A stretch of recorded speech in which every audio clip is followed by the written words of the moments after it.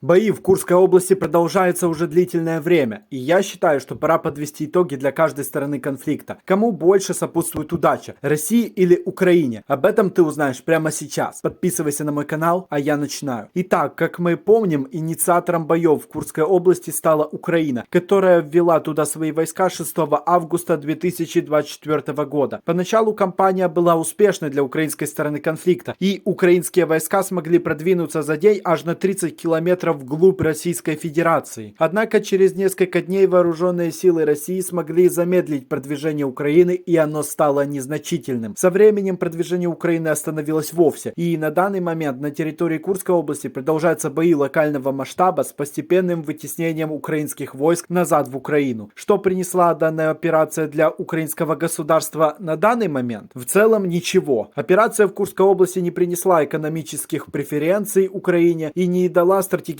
преимущество украинским войскам. Скорее даже наоборот, операция под Курском усугубила и так тяжелое положение украинцев на всех участках фронта, нанеся огромные потери. И единственная выгода от данных боевых действий носила под собой только политический характер, позволив украинской власти ненадолго поднять боевой дух украинцев и заявить на весь мир, что украинское государство является угрозой для России. И эту угрозу Российская Федерация не в состоянии легко устранить. В остальном же, последствиями Курской операции для Украины стали нехватка подкреплений на Донбассе, растяжение линии фронта, атаки России по энергетической инфраструктуре, потери до 500 единиц различной военной техники, возможность для российской армии провести ракетную атаку на Полтаву, так как много украинских систем ПВО было уничтожено в ходе Курской операции. О Полтаве у меня, кстати, есть видео на канале. А также возникновение угрозы потери города Покровск на Донбассе с его важными предприятиями по обработке угля. Таким образом, ценой огромных потерь украинская сторона добилась лишь незначительных успехов в области политики, которые довольно сомнительны. Намного лучше для украинского генштаба было бы не атаковать российские войска вообще и занять глухую оборону. А если уж и делать наступление, то на территории Запорожской и Херсонской областей, подконтрольных России, потому что эти земли намного проще атаковать ввиду того, что местность там степная, а не лесистая, и население в этих регионах является украинскими гражданами, которых можно призвать в украинскую армию, немного облегчив нехватку воинского состава. Политического эффекта от такой атаки было бы тоже достаточно, ведь Украина начала бы возвращать свои территории обратно. Оставалось бы только додуматься, как провернуть подобную операцию. Но все же я напомню, что Украине следовало бы сидеть в глухой обороне, чтобы избежать огромных потерь. Об этом еще говорил бывший главнокомандующий украинской армией Валерий Залужный. Однако пока что мы оставим Украину и посмотрим на то, как боевые действия в Курской области повлияли на Российскую Федерацию. В целом для России данная операция нанесла ущерб больше в политической сфере, однако позволила сильнее сплотить российский народ. Теперь многие люди России увидели в Украине угрозу их спокойной жизни, и в российскую армию увеличился поток добровольцев. Также Курская операция позволила России значительно продвинуться на Донбассе, ибо основной расчет Украины на то, что русские переведут свои войска с Донбасса на территорию Курской области после прорыва украинских войск, не оправдался. Курскую область со стороны России прикрывали отряды спецназа, срочники воинских частей, резервисты, а также пограничные войска, которые справились с задачей без какой-либо помощи. Неизвестно, когда Россия начнет контратаку, чтобы отбить свои территории. Но лично я считаю, что произойти такое событие может где-то в середине осени 2024 года, так как любые наступательные действия зимой и ранней весной на этой территории будут сопровождаться большими потерями. И сами наступательные действия в такое время малоэффективны. В это время лучше накапливать ресурсы для будущих атак. Но важно помнить то, что Курская операция украинских войск — это не просто заход украинской армии на территорию юридической России. Это провокация, цель которой пошатнуть политическую стабильность в России. Политика Российской Федерации сейчас — это карточный домик, который довольно трудно удержать в стабильном положении. И если мы вспомним историю, то победить Россию фактически невозможно на поле боя. Россия разваливалась сама по себе из-за внутренних или политических проблем различного характера. И вот на это слабое место России и делается упор украинским государством. Независимо от того, насколько значимыми будут успехи России на фронте, важнее для России будут именно настроения ее граждан. А простому человеку России не особо нравится факт вторжения украинских войск на территорию юридической России. Он увидит в этом не что иное, как слабость своего государства. Ему будет безразлично, насколько сильно продвинется армия России на Донбассе. Простой российский человек, который который переживает за ситуацию на фронте, будет требовать усиления мобилизации войск в России для устранения украинской угрозы в Курске. А именно этого и добиваются страны Запада, которые спонсируют Украину. Потому что решение о расширении мобилизации может привести Россию к политическому кризису, ослабив ее экономику и увеличив людские потери. Ведь новых солдат нужно кормить и выдать им вооружение, обучить в течение 6 месяцев должным образом, чтобы они не погибли в первый же день. В этой ситуации России намного проще будет подумать о том, как победить при ограниченных ресурсах, а не о том, как призвать побольше населения на фронт. Потому что экономическое отставание от других стран подымет беспорядки в России, которые могут закончиться даже государственным переворотом. Если российское государство сможет успокоить народное волнение и быстро выбить украинские части из Курской области, то только тогда оно сможет в полной мере воспользоваться полученным преимуществом на Донбассе и в Сумской области. И вот тут-то и возникает вопрос, насколько сложно выбить украинские войска с Курской области. Это довольно непростая задача, так как подкрепление на этом направлении украинская армия получает регулярно. И по слухам, лично главнокомандующий Украины отдал приказ своим войскам вести наступательные действия на территории Курской области, причем в полной мере. Армия Украины под Курском регулярно получает подкрепление и новейшую технику. Задействовать на этом направлении элитные воинские части. Потому выбить наскоком украинцев у русских не получится. Ведь украинцы подготовлены и ожидают подобных атак. Для возвращения всей Курской области России понадобится либо много времени, либо применение военной хитрости наподобие полного окружения украинских частей с помощью двух фланговых ударов. Все варианты довольно затратны во времени, а если учитывать то, что армия России неповоротлива и страдает от произвола бюрократов, то неудивительным будет то, что боевые действия в Курской области превратятся в очередную длительную мясорубку с огромными потерями для каждой стороны конфликта. Именно такая ситуация происходит в Курской области сейчас. Напиши мне свой комментарий, кстати, по этому поводу. Спасибо, что досмотрел до конца, и до новых встреч.